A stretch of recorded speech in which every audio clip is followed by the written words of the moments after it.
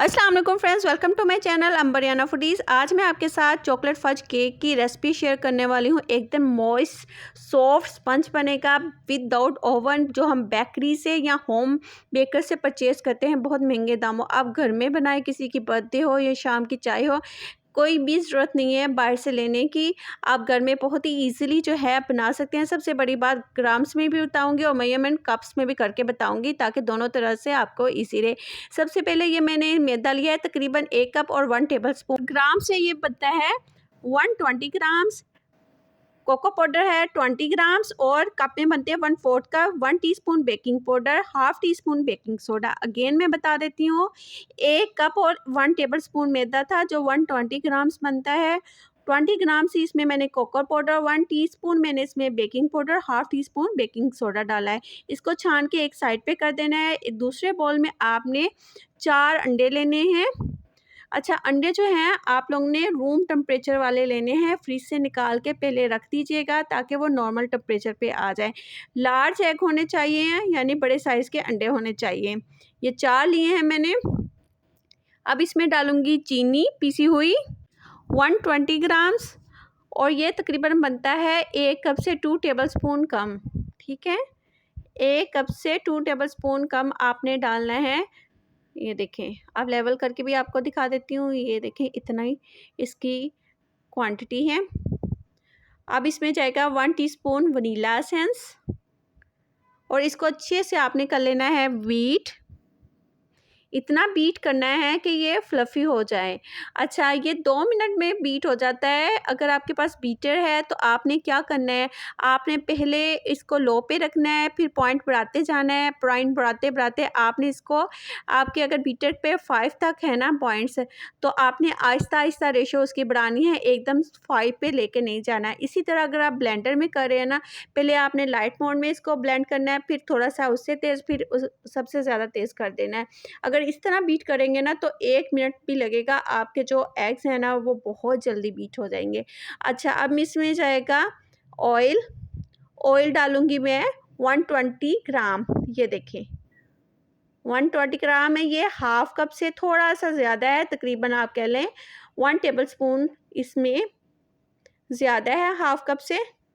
अब ये थोड़ा थोड़ा आपने डालते जाना है, साथ साथ बीट करते जाना है। इसी तरह अगर आप ब्लेंडर में कर रहे हैं ना, आपने थोड़ा सा कैप उठाना है और उसको ब्लेंडर को चलाते जाना है, और साथ साथ थोड़ा थोड़ा ऑयल जो है आपने बीट करते जाना है।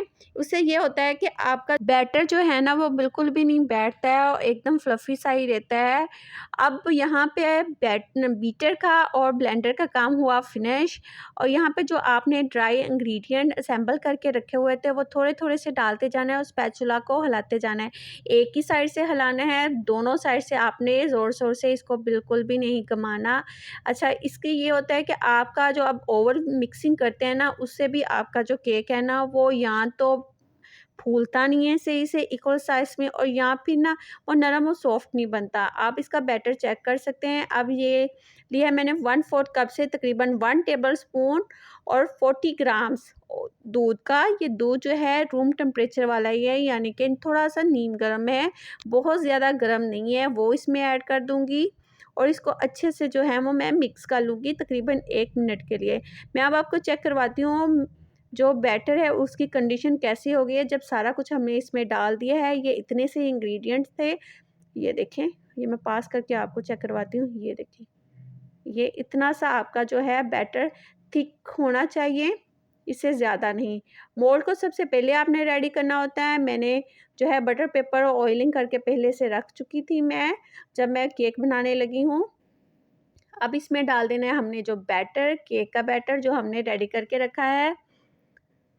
ठीक है, अब डालने के बाद अब आपने क्या करना है, अब आपने इसको अच्छे से टैप टैप ज़रूर करना है। उससे ये है कि आपका केक जो है चारों साइड से इक्वल साइड से फूलेगा। मैंने 7x7 का जो है स्क्वायर शेप में जो है वो लिया है मोल्ड।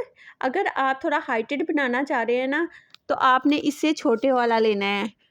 ठीक है, पतीले को प्री हीट होने के लिए मैंने पहले ही रख दिया था। अगर ओवन में कर रहे हैं तो 80 डिग्रीज पे आपने 180 डिग्री पे आपने 40 मिनट्स के लिए इसको बेक करना है। पतीले में आपने 50 मिनट्स के लिए बेक करना है। पहले 5 मिनट आपने हाई फ्लेम करना है, बाद में आपने लो फ्लेम कर देनी है और 50 मिनट्स के बाद अब आप लिड को हटाते हैं। लिड को हटाया, ये देखें, बार बार आपने इसको ढक्कन को बिल्कुल भी नहीं हटाना। फ्लेम को मैं फिर बता रही हूँ, आपने धीमा कर दिया था। ये देखिए 15 मिनट्स के बाद कितना अच्छे से हमारा जो केक है वो बेक हो चुका है और कलर कितना अच्छा है। अच्छा, कलर जो अच्छा आता है ना, 5 मिनट में फ्लेम बंद करने के बाद इसको जो है ठंडा केक को हमेशा पतीले में ही करती हूँ, उससे कलर बहुत ही अच्छा आता है। चाहे बर्गर हो, पिज़्ज़ा हो, जो भी आप बना रहे हो ना, बंस हो, उससे कलर बड़ा ही अच्छा आता है। 5 ज़रूर इसे दम पे रखा करें ताकि ये अच्छा सा जो है वो कलर आ जाए। इसको मैं ठंडा होने के बाद ये देखिए नाइफ़ के साथ चारों साइड से इसको जो है हटा लूँगी थोड़ा-सा, ये देखें इस तरह करके, और एक ठंडा होने दूँगी। जितना ये अच्छे से ठंडा होगा ना, उतनी ही आसानी से जो है वो डीमोल्ड होगा, क्योंकि ये केक जो होता है वो बहुत ही नरम और सॉफ्ट सा बना हुआ है। मैं आपको बटर पेपर हटा के फिर भी चेक करवाती हूँ। ये देखिए कितना नरम और सॉफ्ट सा बना है। ये बिल्कुल ठंडा हो चुका है, फिर भी उतारते हुए ये ना बहुत ज़्यादा ना टूटने का ख़तरा है कि कहीं से ये क्रैक ना हो जाए, टूट ना जाए। ये देखें कितना मज़े का जो है इसका कलर आया है। अब मैं आपको सीधा करके भी चेक करवा रही हूँ, ये देखिए। ये कहीं से भी नहीं जो है बैठा है, इक्वल 4 साइड से जो है ये हमारा जो था केक बन चुका था। अब इसको मैंने ना क्रम्ब कोटिंग करके पहले ही रख दिया था, क्योंकि केक मैंने एक दिन पहले बनाया था। इंशाल्लाह इसकी वीडियो भी मैं आपके साथ शेयर करूँगी। सेंटर से मैंने 2 हिस्सों के साथ ना पार्ट किया था, और क्रीम की और जो है ना चॉकलेट की मैंने रेशियो जो है ना, गर्मियाँ हैं तो 2:1 रखी है, यानी चॉकलेट आपने के 2 हिस्से और क्रीम का 1 हिस्से से मैंने इसको जो है क्रम्ब कोटिंग की थी। और सिंपल क्रम्ब कोटिंग करने के बाद मैंने हल्की सी और थोड़ी-सी चॉकलेट अप्लाई करके ना ये ऊपर मैंने लगा दिया। बहुत ज़्यादा मैंने चॉकलेट नहीं लगाए, वरना आपको पता है केक के ऊपर जो हम बेकरी से केक लाते हैं ना या परचेज़ करते हैं, वो उसके ऊपर इतनी क्रीम एक्स्ट्रा होती है, मुझे वो इतनी पसंद नहीं है, ना ही मेरे बच्चे इतने शौक से खाते हैं। अब जब घर में आप बना रहे हैं तो आप बच्चों की रिक्वायरमेंट्स के हिसाब से बनाते हैं, हर चीज़ के वो क्या शौक से खाते हैं, कितनी क्रीम्स खाते हैं शौक से, या फिर आप होम बेकर से जब भी बनवाते हैं तो उनको रिक्वायरमेंट जो है आप बताते हैं कि इतनी हमें ऊपर जो है वो क्रीम्स चाहिए, ज़्यादा हमें ओवर जो क्रीम है ना उसकी तह नहीं चाहिए। मुझे पर्सनली बिल्कुल भी नहीं पसंद। अगर आप पसंद है तो आप थोड़ी-सी इसके ऊपर और अप्लाई कर सकते हैं। डी ये D1 है नोज़ल साइज़ का, जिसके साथ मैं सिंपल जो है वो फ्लावर्स बना लूँगी। ये देखें, ये देखिए सिंपल सा आपने इसके फ्लावर्स बना लेने हैं। इसको राउंड शेप में घुमाते जाना है, बहुत ईज़िली बन जाएगा। अगर आप इसकी यानी क्रीम और चॉकलेट की जो रेशियो है ना वो इस हिसाब से वेदर के हिसाब से रखेंगे ना, तो वो मेल्ट भी नहीं होगी जब आप इसको फ्लावर्स बनाते हैं या फिर बाद में आप इसको सर्व करते हैं। आपने बनाकर इसको तकरीबन आधे घंटे के लिए ज़रूर फ्रिज में रखना है, ताकि आपका जो केक है वो सेट हो जाए। उसके बाद आपने इसको सर्व करना है। आपकी ये जो ऊपर डिज़ाइनिंग की हुई है बिल्कुल भी नहीं हिलेंगी, ना ही आपकी क्रीम का जो पिघलेगी, मेल्ट होगी, कहीं से भी ना मेल्ट होगी, और स्टाइल्स भी आपका ख़राब नहीं होगा। सिंपल मैंने उसके ऊपर चॉकलेट चंक्स लगाए हैं। अच्छा, जो चॉकलेट मैंने यूज़ की थी ना, मैंने की थी मिल्कीज़ की।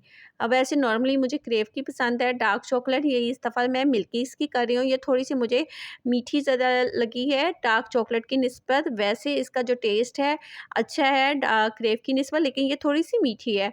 और जो क्रीम मैंने यूज़ की है वो मैंने व्हिपिंग व्हिप की है। बाकी आपकी चॉइस है, जो भी आपके पास अवेलेबल है आप उस पे यूज़ कर सकते हैं। आई होप कि आज की रेसिपी आपको बहुत ही अच्छी लगी हो। अगर अच्छी लगी तो चैनल को लाइक एंड सब्सक्राइब लाज़मी कर दीजिएगा। साथ ही दबा लीजिएगा बेल आइकन का बटन भी। Thanks for watching me. अल्लाह हाफ़िज़।